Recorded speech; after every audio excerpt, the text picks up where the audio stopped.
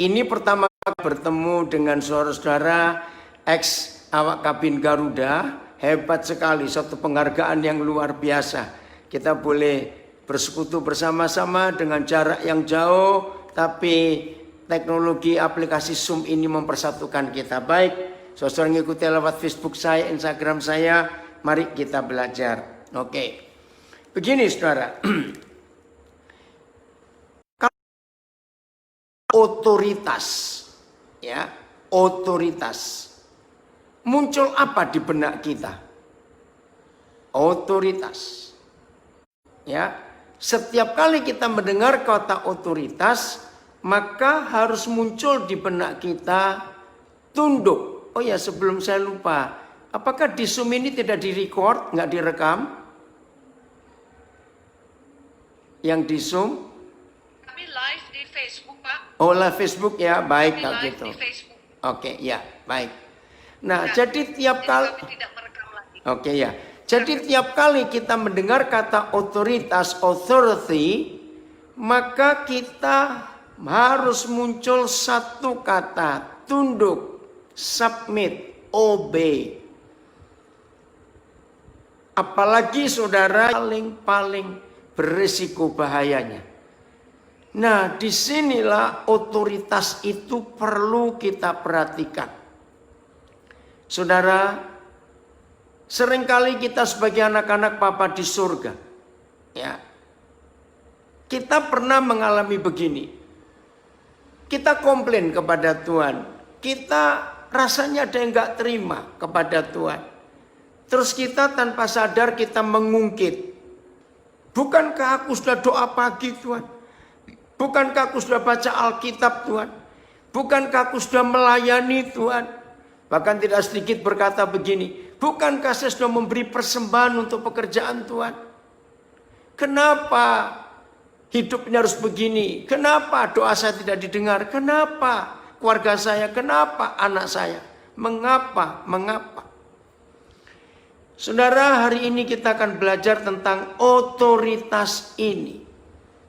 Betapa kita harus taat, ya, kepada semua peraturan yang sudah tertulis. Nah, ini yang kita harus kenali dalam kehidupan kita.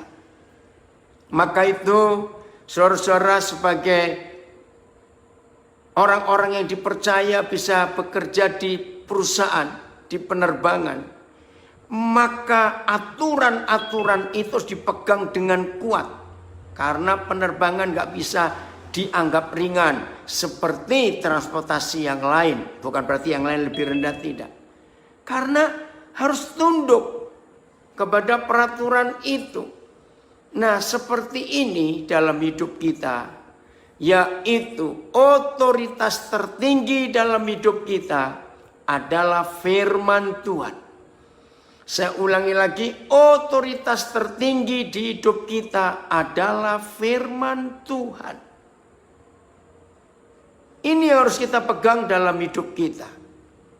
Ya, puji Tuhan kita punya firman yang tertulis. Ini sebuah anugerah Tuhan yang luar biasa. Sebab tanpa firman yang tertulis ini, maka kita tidak akan mengenal rencana Tuhan. Kita nggak bisa mengenal siapa Tuhan. Nah, firman itu. Mari kita baca ayat yang pertama. Yohanes pasal yang kedua, ayat yang kelima. Yohanes pasal yang kedua, ayat yang kelima. Oke, nah, maka itu di kokpit pesawat, di dalam pesawat selalu ada buku manual. Sudah sepengalaman apapun seorang pilot, sudah pengalaman seberapa lama pun seorang awak kabin, maka buku itu tidak boleh dilupakan. Nggak cukup hanya dihafal. Maka itu penting sekali memegang buku yang satu ini sebagai otoritas tertinggi dalam kehidupan kita. Nah, sudah lihat Yohanes pasal 2 ayat yang kelima. Begini kata Tuhan. Ya, yang disampaikan oleh Maria ibu Yesus. Tetapi ibu Yesus berkata kepada pelayan-pelayan, ya, apa yang dikatakan? Apa yang dikatakan kepadamu, buatlah itu. Saya ulangi lagi. Apa yang dikatakan kepadamu, buatlah itu. Saudara, ini firman simple. Hanya kata ibu Yesus kepada pelayan-pelayan di pesta pernikahan. Tapi di dalamnya justru mujizat. Nah, dengan ayat ini saya selalu mengatakan, ya, saudara-saudara boleh cerita kepada semua teman, pada semua teman. Kalau sampai di rumah tangga kita, di keluarga kita ada masalah, entah itu masalah kecil, entah itu masalah besar, ya, maka pasti ada di antara kita dalam anggota keluarga ini yang tidak melakukan apa yang Tuhan Yesus katakan. Sederhana sekali. Ya, saya ulangi lagi, ini sebuah emphasis, penekanan yang sangat penting. Ibu Yesus berkata kepada pelayan-pelayan itu, mereka di tengah-tengah kesulitan besar, yaitu pesta belum selesai, anggur habis. Itu sama dengan kita orang Indonesia, pesta belum, makanan habis, malu. Nah, ketika mereka sedang dalam masalah itu, ternyata ada satu prinsip yang sederhana. Apa yang Yesus katakan, kerjakan itu, lakukan itu. Nah, kalau mulai hari ini saudara dan saya mau mengambil ayat ini, firman ini sebagai pegangan dalam hidup kita, apa saja yang tidak baik, masalah apa saja yang terjadi di hidup kita, maka saudara dan saya nggak usah cari siapa yang salah. Ini gara-gara siapa? Siapa penyebabnya? Tidak. Langsung masing-masing kita duduk di hadapan Tuhan, buka buku yang satu ini, minta Roh Kudus memimpin. Apa yang aku belum lakukan, yang Tuhan Yesus katakan?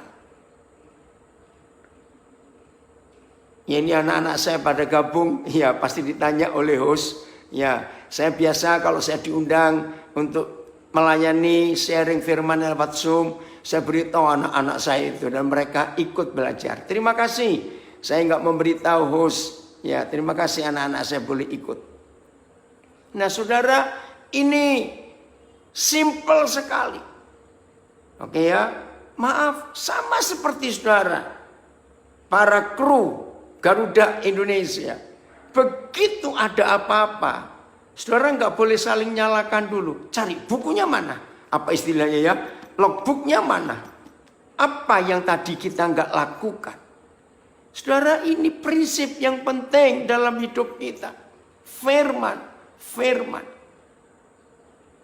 Luar biasa kalau kita mau menuruti firman itu. Ya. Mazmur 107. Mazmur 107. Ya, ayat yang ke-20. Mazmur 107 ayat yang ke-20. Ini obat. Firman itu obat. Disampaikannya firman-Nya dan disembuhkannya mereka. Wow, luar biasa. Disampaikannya firman-Nya dan disembuhkannya mereka. Diluputkannya mereka dari liang kubur. Firman itu obat. Firman itu menyembuhkan.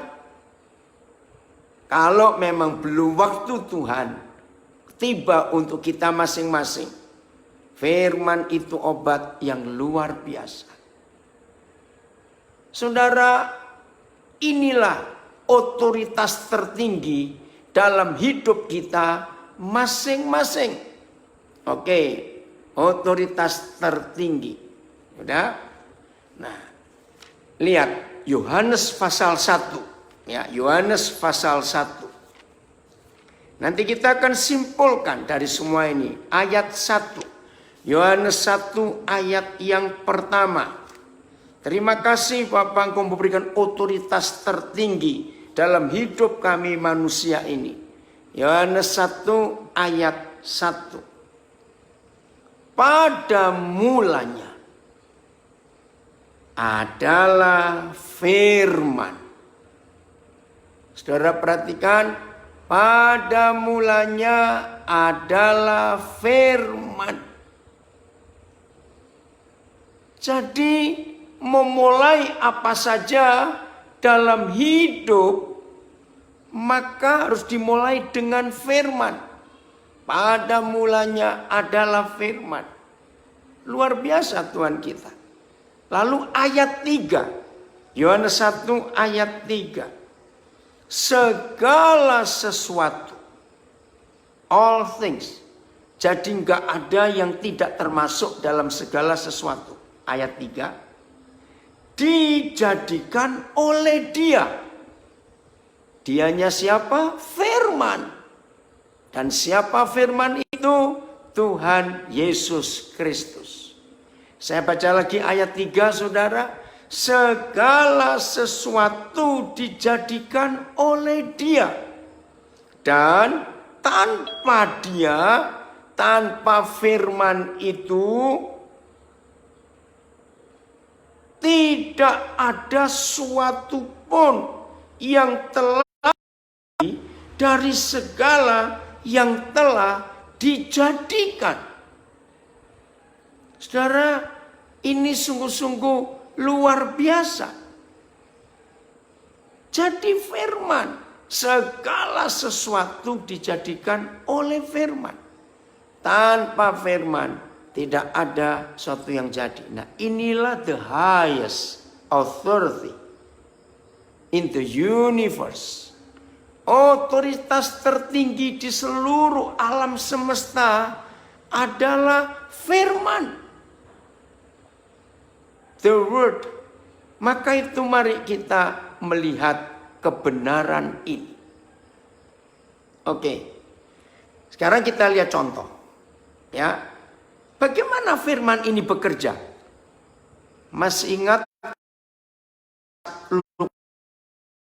ya ayat dulu? Ya, saudara-saudara yang atau belum tahu, coba saudara buka Alkitab saudara. Lukas 7:10. Itu adalah contoh yang sangat jelas dan sangat indah. Bagaimana firman itu sebagai the highest authority akan bekerja. Nah, dalam Lukas pasal 7 ayat 1 sampai 10 ada kisah seorang perwira. Kalau sekarang itu panglima daerah militer. Nah, ya Lukas 7 ayat 1 perwira ini orang Roma, penjajah, punya budak yang sangat dihargai dan sakit keras hampir mati. Lalu ayat 3 Lukas 7 itu ditulis begini. Ketika ia mendengar tentang Yesus. Nah, mendengar ini penting. Kalau kita mendengar, pasti mendengar suara. Betul tidak? Suara kita dengar. Nah, suara itu kan firman. Suara itu kan kata-kata. Betul tidak? Nah, kata-kata Tuhan itu. Nah, perwira ini mendengar tentang Yesus. Nah, semua nanti saudara baca supaya tahu. Akhirnya dia suruh ya tua-tua Yahudi untuk memanggil Tuhan Yesus. Berangkatlah Tuhan Yesus ke rumah dia menghormati otoritas itu. Ketika Tuhan Yesus sudah hampir sampai ke rumah perwira ini, dia menyuruh sahabat-sahabatnya sesama perwira Romawi dengan pesan, jangan datang ke rumahku, aku tidak layak untuk menerima tuan, master. Nah saudara, ini yang luar biasa. Bagaimana perwira Yesus itu sebagai Tuhan. Ya, perhatikan bagaimana perwira ini sudah menempatkan Yesus sebagai Tuhan. Padahal posisi Tuhan Yesus sebagai Tuhan, ya perhatikan posisi Tuhan Yesus sebagai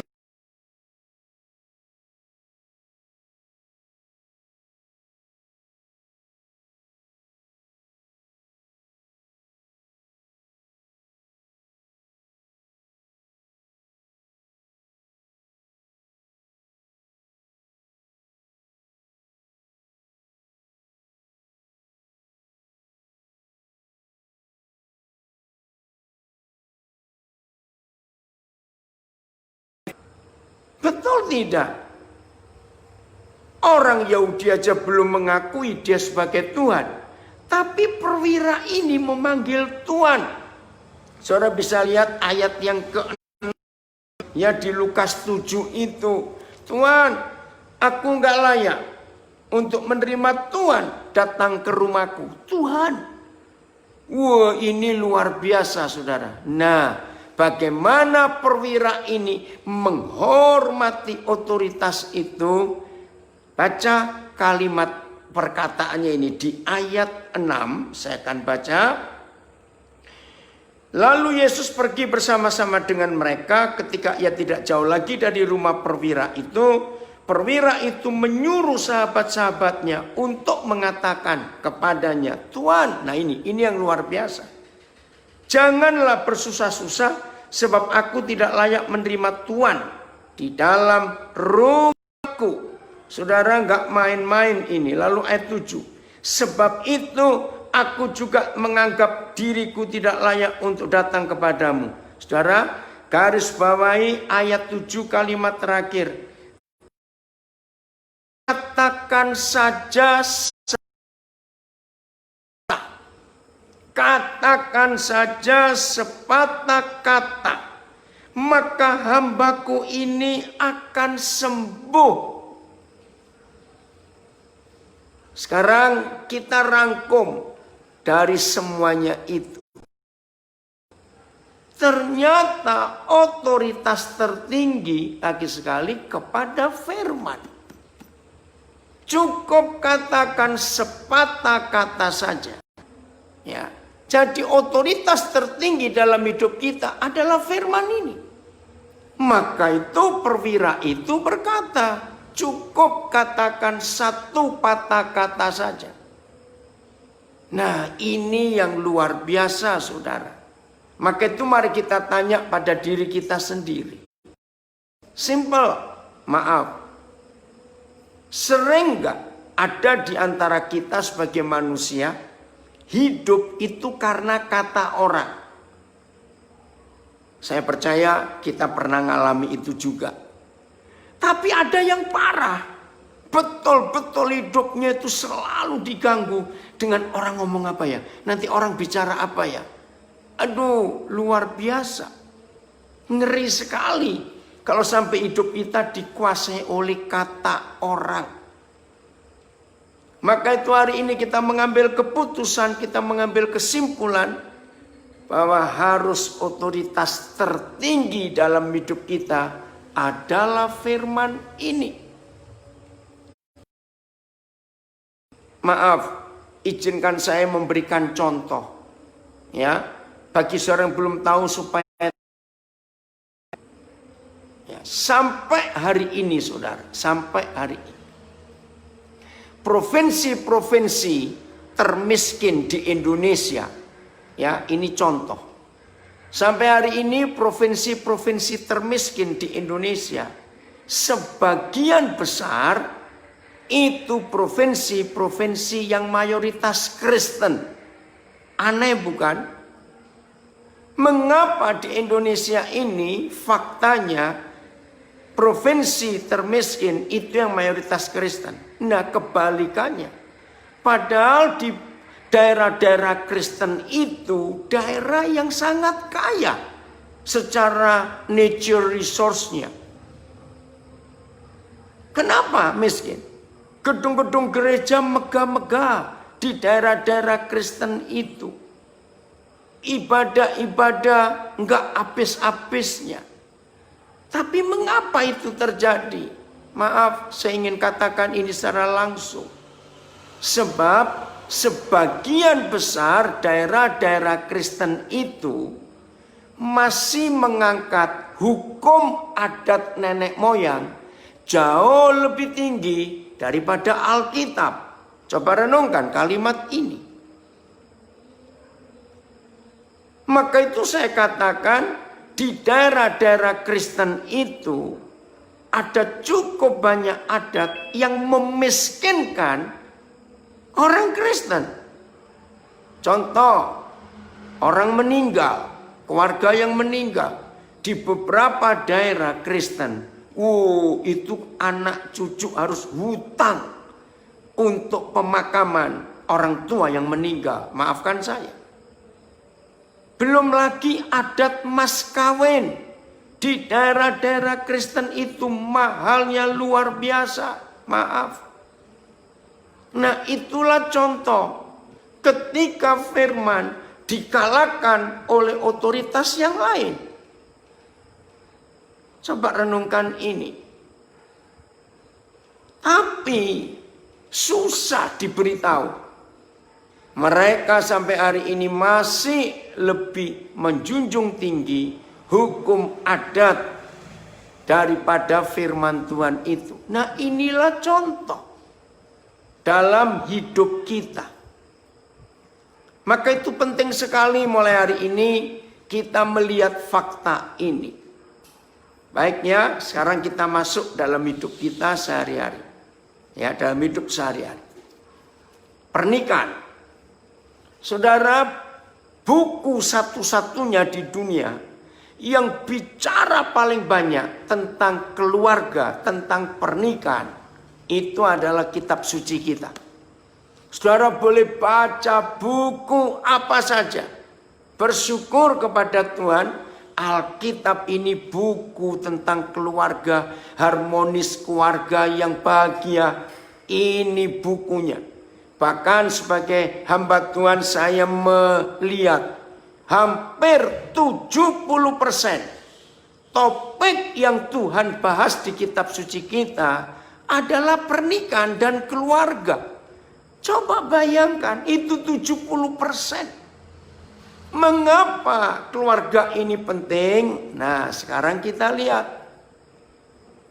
Lembaga pertama yang dibentuk oleh Tuhan sebelum ada lembaga negara, lembaga pemerintahan, lembaga keuangan, lembaga-lembaga kesehatan, pendidikan, pokoknya sebuah institusi apapun juga yang manusia buat.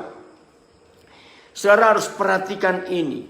Lembaga yang Papa di surga buat adalah lembaga pernikahan. Tolong catat ini luar biasa. Kejadian 1 dan kejadian 2 itu bicara pernikahan. Lalu kejadian 3 soal kehancuran keluarga itu. Nah, ini yang dibentuk lembaga pertama yang diberi otoritas oleh Tuhan. Maka itu kita melihat fakta satu-satunya lembaga. Ya, tolong perhatikan ini. Satu-satunya lembaga yang begitu dibenci oleh setan adalah lembaga pernikahan. Setan begitu benci kepada keluarga harmonis. Betul atau tidak kalimat saya ini? Mengapa setan begitu benci dan keluarga harmonis? Karena setan tahu kalau suami istri harmonis, anak-anak pasti bahagia. Kalau anak-anak bahagia, anak-anak itu membentuk komunitas, society, masyarakat. Pasti masyarakat itu, dengarkan, pasti masyarakat aman kalau anak-anak yang membentuk masyarakat dari keluarga yang harmonis. Pasti anak-anaknya bahagia. Saudara tolong perhatikan. Yang belum tahu silakan catat. Maleakhi 2:16. Nggak usah dibaca, catat. Satu-satunya buku di dunia, saya ulangi, satu-satunya buku di dunia yang ada statement, ada tulisan, ada kata-kata, sebab aku Tuhan membenci perceraian. Wih, ini luar biasa. Maaf.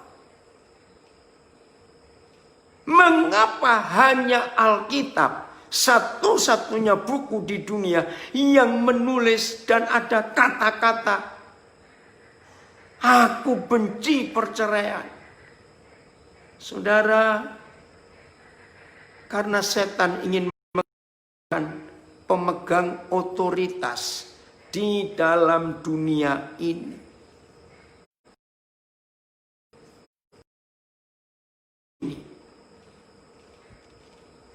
Kalau ada keluarga bermasalah, ayo kita duduk sama-sama, buka buku ini. Lagi sekali seperti saudara sebagai awak kabin dari Garuda Indonesia, ex awak kabin. Saudara nggak boleh melupakan logbook, ya, baik itu stewardess, baik itu pilot co-pilot, harus ada. Nah, itu otoritas, itu peraturan yang harus, nggak cukup dihafalkan, tidak boleh dihafalkan, harus dibawa. Ini hukum, ini peraturan yang luar biasa. Maka itu saya tadi mulai dengan Yohanes 2 ayat 5, bahwa kalau ini menuruti semua yang Tuhan Yesus katakan, hidup ini akan beres, akan indah. Ya, ini tentang pernikahan, tentang hidup sehat. Tadi kesaksian Ibu Linda luar biasa. Saudara, kalau saudara melihat Kejadian pasal 1, ya, sebelum ada manusia, Papa itu sudah memberitahu kita pola hidup sehat. Ya, coba ayat ini pasal 1. Ini firman, ini peraturan. Nah, kalau saudara Alkitabnya ada yang bawa bahasa, coba buka ya. Kejadian 1. Saya baca mulai ayat yang ke-11. Ya, Kejadian 1 ayat 11. Ini luar biasa. Berfirmanlah Tuhan, hendaklah tanah menumbuhkan tunas-tunas muda. Sayang terjemahan bahasa Indonesia ini kurang tepat. Tapi dalam bahasa Inggris, herbs. Tahu kata herbs? Herbal. Coba saudara bayangkan. Untuk apa Papa berfirman seperti ini? Ya, herbs. Ya, ini. And God said, let the earth bring forth, grass, ya, the herbs, ya, the herbs, ya. Ada herbal. Terima kasih Ibu Nelwan yang langsung mengeluarkan ini, King James. Ada nggak terjemahan yang lain? Oke, nggak apa-apa. Herbs nomor 1, oke. Dan tumbuh-tumbuhan yang berbiji, biji-bijian. Ini fiber, grain, ya. Ini biji-bijian, fiber. Keren gak Papa kita di surga? Lalu yang ketiga, segala jenis pohon buah-buahan. Ini pola hidup sehat. Ada herbs, ada green, ada fruits. Ini Papa kita. Dan perhatikan, Waktu Papa berfirman ini manusia belum sudah siapkan. Ini makanan kita. Ya, dan jadilah demikian. Tanah itu menumbuhkan tunas-tunas muda, herbs, ya. Ayat 12-nya, segala jenis tumbuh-tumbuhan yang berbiji, grain, ya. Dan segala jenis pohon-pohonan yang menghasilkan buah yang berbiji. Ya, terjemahan apa ini ya? Oke, ini luar biasa, firman. Ini otoritas tertinggi yang kita harus tahu. Masih pasal 1 ayat 29 dan 30. Kejadian pasal 1.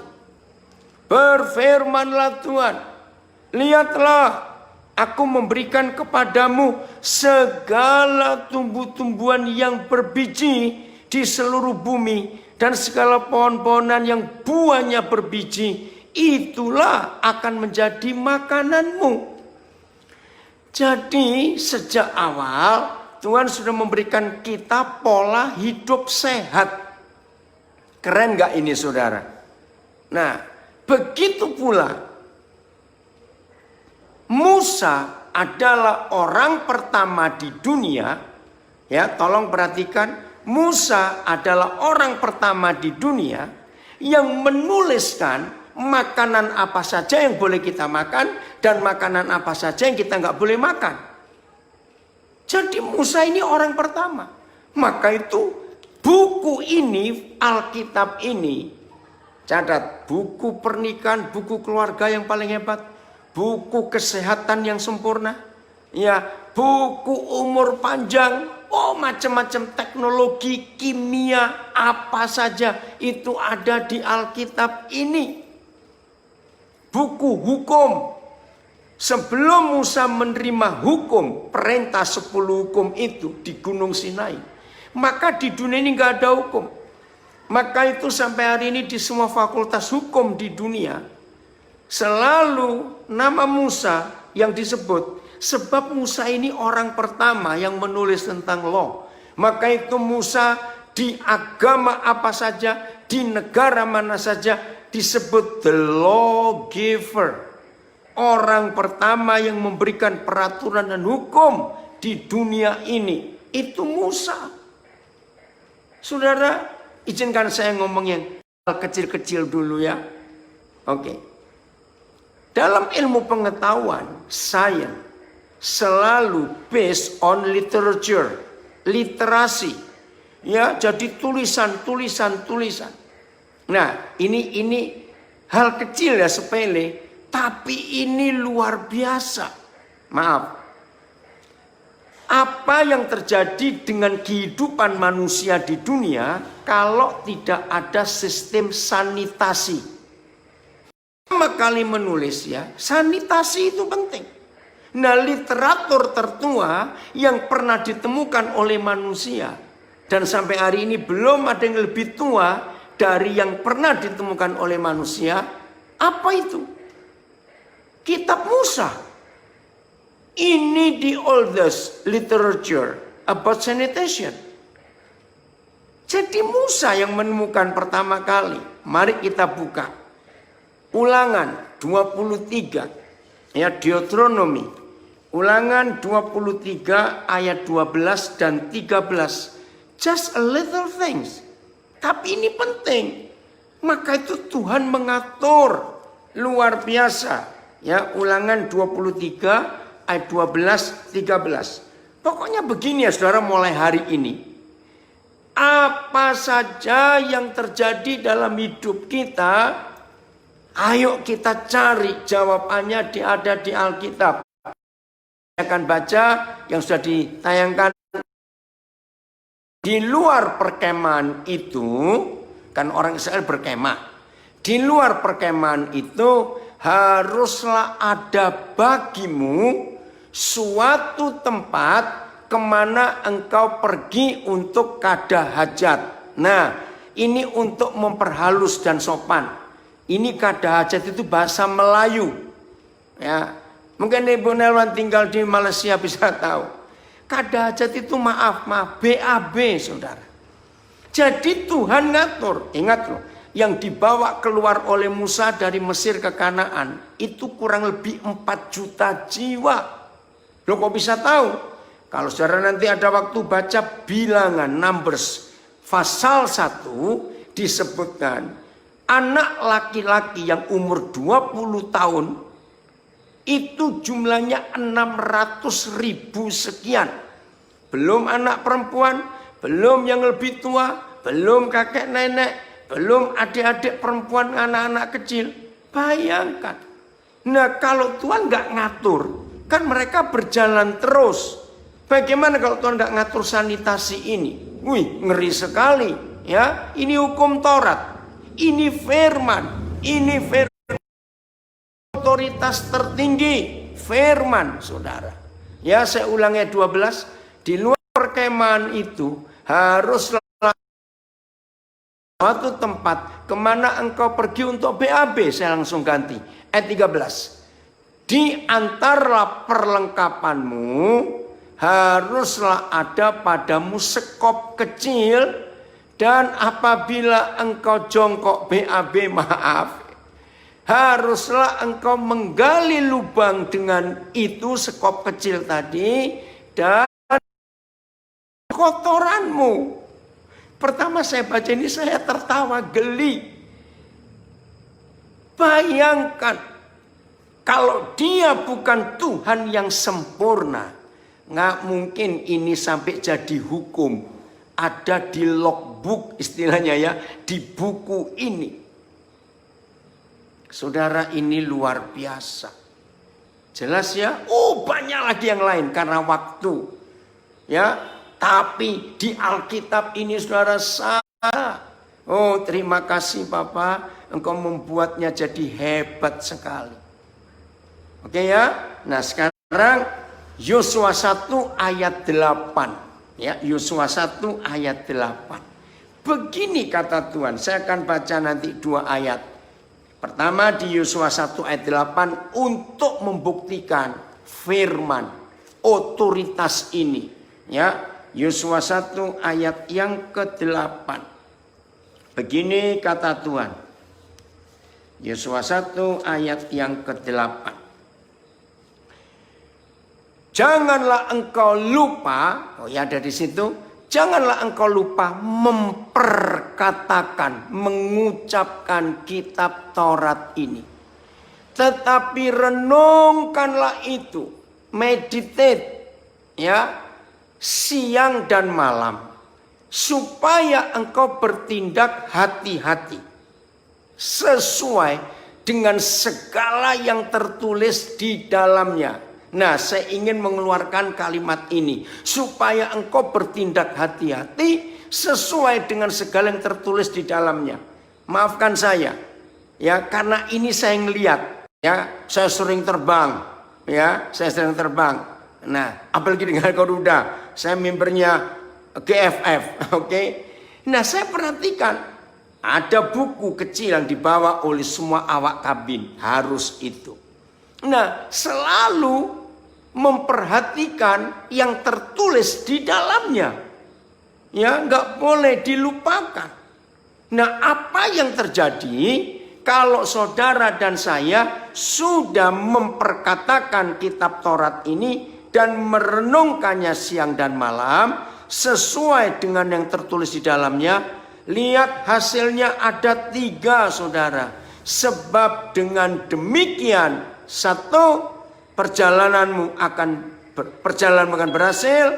2, dan maaf cuma 2, dan engkau akan beruntung. Ini dijamin. Hidup perjalanan berhasil dan akan beruntung hanya karena memperkatakan firman dan merenungkan siang dan malam. Saya minta maaf untuk bicara ini hanya contoh, jangan tersinggung. Maaf ya. Kalau enggak ya enggak apa-apa, tapi pokoknya dengarkan maaf saya. Saya mau pakai kata firman. Mana lebih gampang dihafalkan? Maaf. Firman Tuhan atau firman mama mertua? Maaf. mana lebih gampang dihafal? Mengerti maksud saya? Maaf. Saudara, kenapa firman mama mertua lebih gampang dihafal? Karena firman mama mertua kita perkatakan berulang-ulang dan kita renungkan siang dan malam. Maka itu kalau saya sebagai pendeta tanya begini kepada jemaat, saudara-saudara, apa sih khotbah saya 2 minggu yang lalu? Jawabannya rata-rata lupa. Tapi firman mama mertua 20 tahun yang lalu itu masih ingat sampai hari ini. Maaf. Betul nggak saudara? Karena kita memperkatakan perkataan itu dan kita merenungkan siang dan malam. Nah, inilah otoritas tertinggi firman. Mazmur 1. Ya, Mazmur pasal 1. Mari kita lihat ini. Mazmur pasal yang pertama. Sungguh Tuhan kita dahsyat, ajaib. Mazmur 1 ayat 1 dan 2. Ya. Ayat 1 dan 2. Sampai 3. Mazmur 1, 1, 2, 3. Berbahagialah orang yang tidak berjalan menurut nasihat. Nasihat, kata-kata orang fasik. Yang tidak berdiri di jalan orang berdosa. Yang tidak duduk dalam kumpulan pencemooh. Kata-kata lagi. Ini yang berbahagia. Maka itu anak-anak kita, cucu-cucu kita harus kita peringatkan. Mereka itu duduk di mana dengan siapa, berdiri di mana dengan siapa, berjalan di mana dengan siapa. Itu yang akan menentukan masa depan mereka jadi apa. Tadi saya lihat Pak Ragbo bersama Ibu, wah punya junior yang hebat. Duduk di bagian belakang main gitar lagi. Wah, Om bangga ya dengan kamu, luar biasa. Nah, tolong beritahu anak-anak kita, ayat ini penting. Hidup masa depan kita ditentukan sejak muda. Anak-anak itu saudara duduk di mana dengan siapa, berdiri di mana dengan siapa, dan berjalan di mana dengan siapa. Itu menentukan. Hebatnya firman Tuhan ini sederhana sekali. Duduk, berdiri salah, berjalan dengan orang yang salah, hidup pasti akan salah. Lalu ayat 2 Mazmur 1 ini, ya, yang tetapi yang kesukaannya ialah Taurat Yahweh. Ini kesukaannya, otoritas tertinggi, firman Tuhan itu kesukaannya. Dan merenungkan, meditate Taurat itu siang dan malam. Nah, dalam bahasa Ibrani kata merenung itu artinya memama biak. Luar biasa, memama biak. Jadi diulang-ulang firman yang sama setelah kita dengar diulang-ulang. Maka itu sebagai hamba Tuhan saya melarang jemaat untuk membaca Alkitab ganti-ganti atau berurutan. Jangan. Satu bagian yang hari ini saudara dengar khotbah dan itu menyentuh hati saudara, ulangi tiap hari sampai merasa cukup. Nah, itu namanya merenungkan Taurat itu, memperkatakannya. Apa hasilnya orang seperti ini? Ayat 3 Mazmur 1. Iya, terima kasih Tuhan. Iya, seperti pohon yang ditanam di tepi aliran air, yang menghasilkan buahnya pada musimnya, dan yang tidak layu daunnya.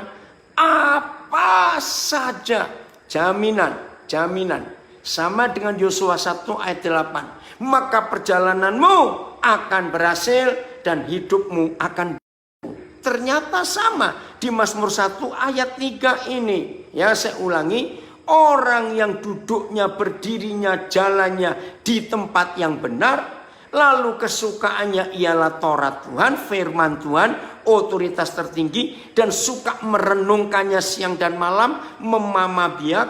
Maka orang itu seperti pohon yang ditanam di tepi aliran air, yang menghasilkan buahnya pada musimnya dan tidak layu daunnya. Puji Tuhan, indah, tetap segar. Puji Tuhan. Nah, ini enggak layu daunnya, tetap berbuah. Perhatikan kalimat terakhir, apa saja yang diperbuatnya berhasil. Keren gak ini saudara? Wih, terima kasih Tuhan, terima kasih. Maka itu saya berkata lagi sekali, berbahagialah setiap kita yang menghormati firman ini sebagai otoritas tertinggi di hidup kita, dan yang lainnya harus di bawah. Ini firman. Maka itu tadi Yohanes 1 ayat 3 jelas. Segala sesuatu dijadikan oleh firman. Tidak ada yang tidak jadi tanpa firman. Semuanya harus karena firman. Wih, itu luar biasa. Maka itu saudara, hidup sehat karena firman. Hidup bahagia karena firman. Hidup berhasil. Semuanya karena firman. Melakukan hukum ini, mentaati peraturan-peraturannya. Ini pertama kali saya melayani Zoom webinar ini, dan ada lagu kebangsaan tadi. Wah, luar biasa, keren. Saudara, berapa hari yang lalu Indonesia mensyukuri 75 tahun. Oke? Amerika sudah 200 sekian puluh tahun. Negara-negara Eropa sudah lebih tua daripada Amerika, ratusan, bahkan 1000 tahun. Pernah nggak kita menyadari kenapa negara itu bisa eksis tetap sebagai negara sampai hari ini, termasuk Indonesia? Jawabannya simpel, bukan karena pemerintahnya, tidak. Masing-masing negara itu tetap eksis dan berdaulat karena konstitusinya, karena undang-undangnya. Betul tidak, saudara? Nah, undang-undang itu kan buatan manusia, tulisan, ya, berupa tulisan. Nah, maka itu pertama kali 17 Agustus kemarin naskah asli proklamasi dibawa ke Istana Negara untuk ikut upacara kemerdekaan. Nah, dalam berita itu yang pertama, setelah 75 tahun Indonesia merdeka, naskah asli tulisan tangan presiden pertama kita, proklamator kita, dibawa. Wah, itu luar biasa. Nah, saudara, konstitusi, undang-undang, kan kita nggak pernah ngelihat aslinya sampai hari ini. Tapi di dalam tulisan undang konstitusi itu ada otoritas, ada kuasa. Hebat nggak? Nah, sekarang kita lihat. Ini bagian terakhir. 2 Timotius 3 ayat 16. Ini cara kita melihat firman Tuhan. Ya, kalau negara-negara di dunia bisa eksis setelah sekian banyak tahun, itu karena konstitusi yang dipegang, yang dilakukan oleh pemerintah. Maka sekarang kita lihat 2 Timotius 3 ayat 16. Segala tulisan yang diilhamkan Tuhan. Terima kasih, kita punya Alkitab ini.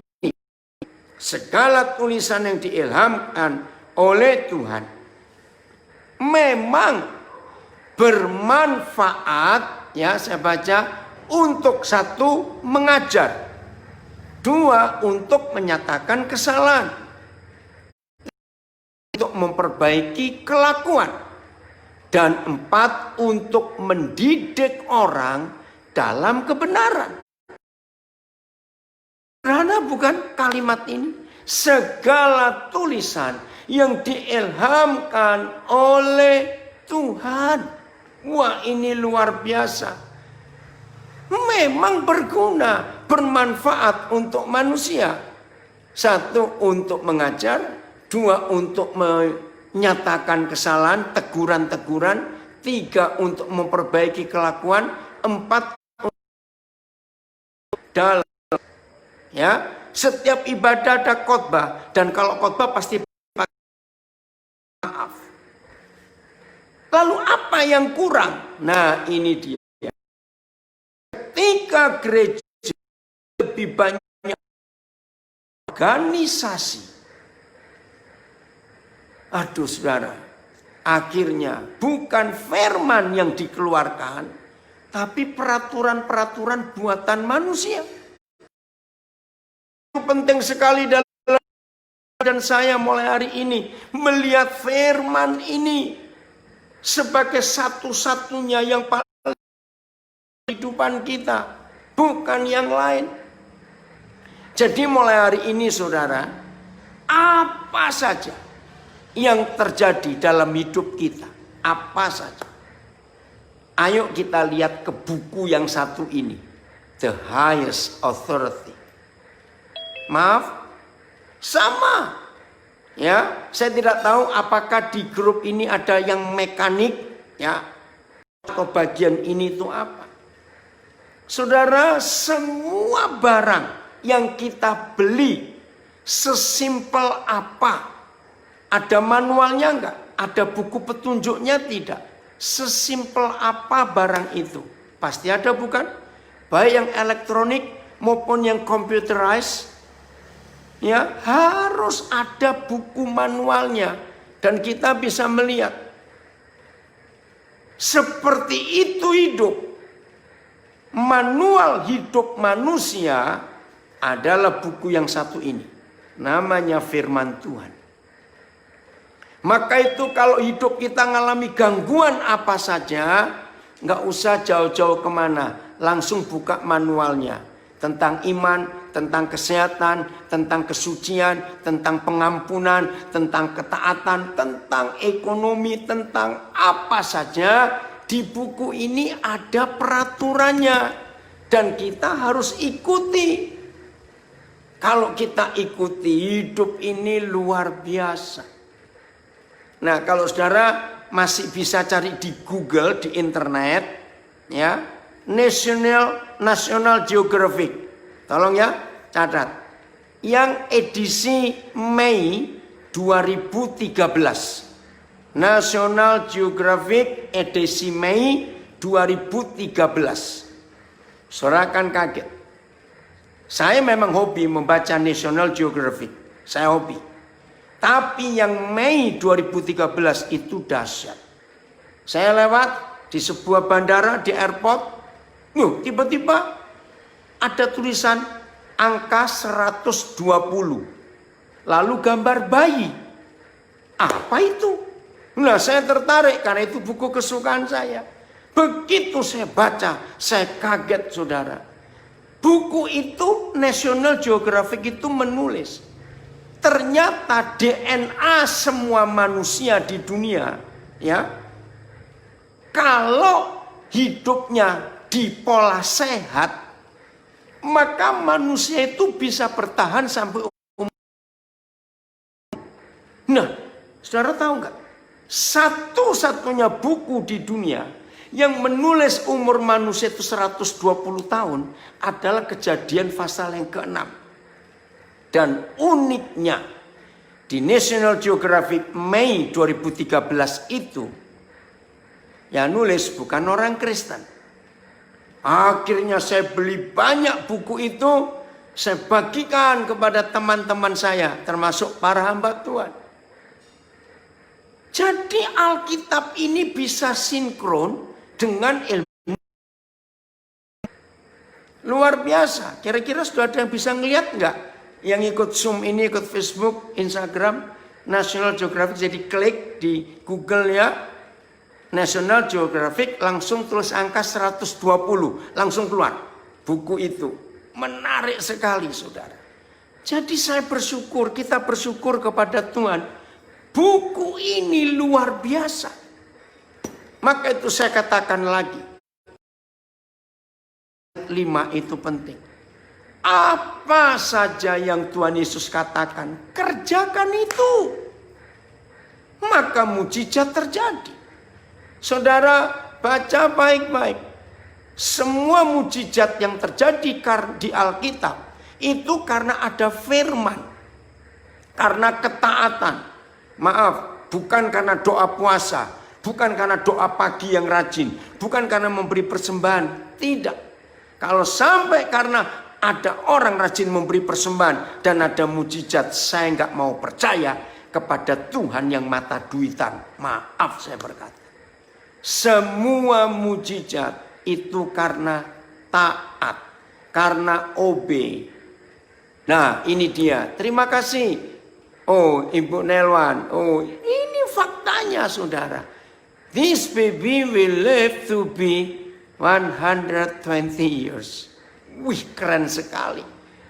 Jadi angka ini ada di Kejadian pasal 6. Tidak ada buku manapun di dunia yang pernah menuliskan umur manusia itu 120 tahun. Cuma Alkitab lagi sekali. Kejadian 6. Terima kasih Tuhan. Terima kasih Bu Nelwan. Dan inilah faktanya saudara. Betapa hebat firman Tuhan itu. Maka itu mulai hari ini ayo kita mencintai firman. Bukan sebagai kitab suci sebuah agama. Tapi ini manual kehidupan kita. Dan semua orang boleh membacanya. Enggak cuma yang Kristen. Yakinkan teman-teman kita. Baca buku ini bukan sebagai kitab suci agama. Tapi sebagai buku kehidupan. Tuhan Yesus memberkati kita semua. Cintai firman Tuhan mulai hari ini.